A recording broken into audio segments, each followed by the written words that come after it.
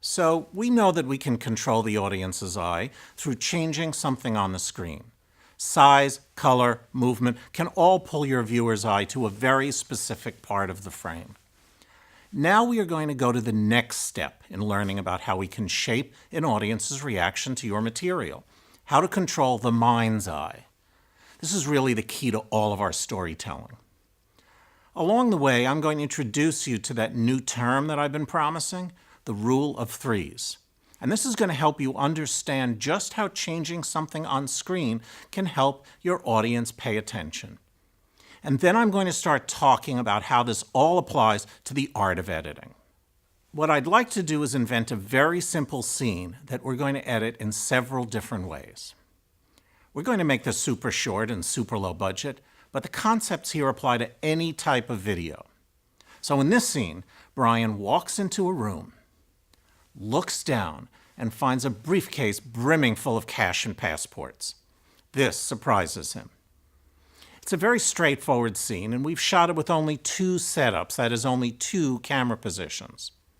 In the first setup, Brian walks into the room, looks down at a frame, and reacts to the money that we can't see. That's one setup. It's okay, but it won't feel very dramatic for us, the audience, because we're missing something. We're missing what Brian sees. So we need to shoot another setup. That other setup will be Brian's point of view of the briefcase full of cash. Okay, that's all we have the time and the money to shoot. Two setups. But the main question for us is, can they tell the story that we need to tell? And in order to answer that question, we need to answer another one. What is the story?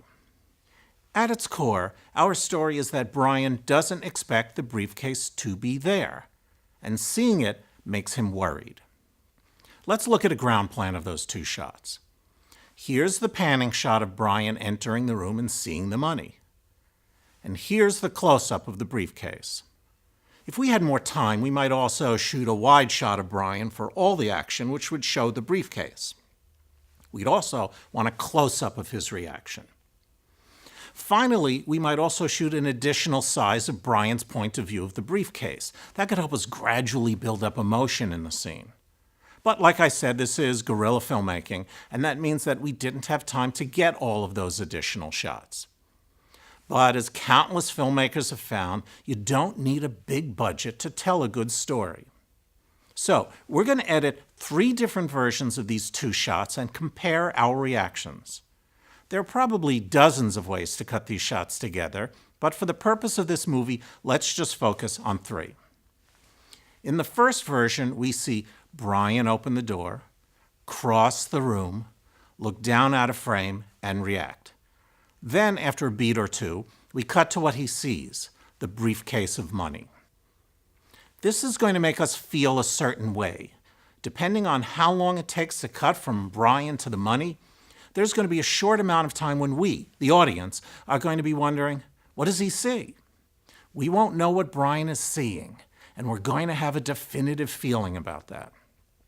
How strong that feeling is will depend on the actor's performance, as well as how long it takes to cut from Brian to the briefcase. For a moment in time, we're going to have the feeling of, oh my God, what is Brian looking at? And we're going to feel that way because, for a little bit, the character on the screen knows something that we, the audience, do not. There is a moment in time here where the audience is kept in suspense. Okay, great. Now let's try a second way. In this version, Brian opens the door, walks into the room, and before he has his reaction, we cut to the briefcase and then back up to Brian as he reacts. Now, your reactions to this version are going to be different than your reactions to the first one. That's because in version 2, there is no point in this cut where Brian knows something that we don't. Depending upon how fast we cut back and forth to the money, and we can vary that tremendously in the editing process, we are going to know the information more or less at the same time as Brian. And that, I bet, is going to feel different than the first version. Okay, great. Let's do a third version. In this one, before Brian even opens up the door, we see the briefcase full of money. Then, maybe we hear the sound of the door open, and then and only then do we see Brian already walking through the room. Now, every single step that Brian takes is going to be informed by the fact that we, the audience, know something that he doesn't, that there's a briefcase full of money lying in the room. And that is going to make you feel different, right? So the real question is, which is the correct version? And since this course is all about storytelling through editing, it's going to come as no surprise to any of you that the correct answer to that question is, it depends on the story you want to tell. Now, before we figure that out, we need to know what Brian is going through and what we want the audience to experience. In our script, Brian is supposed to be scared about seeing the money because he didn't expect to see it there. He has enemies, sure, but he didn't know that they had come to his work. When he sees the money, he's going to worry if this is a trap. If we want the audience to be scared from the moment he walks in the room, then we might choose the version where we see the briefcase first. If we want the audience to be surprised like Brian, then the first version is perhaps the best choice. The most important thing to understand is that we had 3 different reactions depending upon only one thing, how we arrange the footage. And that's editing. That's what editing is all about. So this leads to one of the basic ideas in this course and to my first made-up term. I like to call this the rule of threes.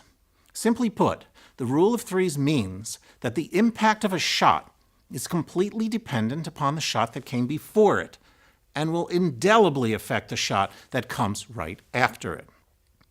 This concept is also known as the Kuleshov effect, after the early filmmaking Russian pioneer Lev Kuleshov, who experimented with cutting an impassive actor's face next to a person in a coffin, a bowl of soup, and an attractive woman. When he showed each of the 3 versions, he got 3 different reactions to what the actor must have been thinking. Of course, the footage of the actor was the same each time, just like we did in our scene with Brian. It is the relationship of the shots that created the meaning. The impact of a shot is completely changed when coupled with other shots. By the way, this rule of threes also applies to scenes and sequences. So the emotional impact of a scene is going to be affected by the emotion that you have at the end of the scene that came before it. And it's going to impact how we feel about the scene that comes right after it. And the same goes for sequences of scenes. Now this sounds pretty obvious, but it's amazing how easy it is to forget this when you're in the middle of shooting a scene or putting together a scene in the editing room.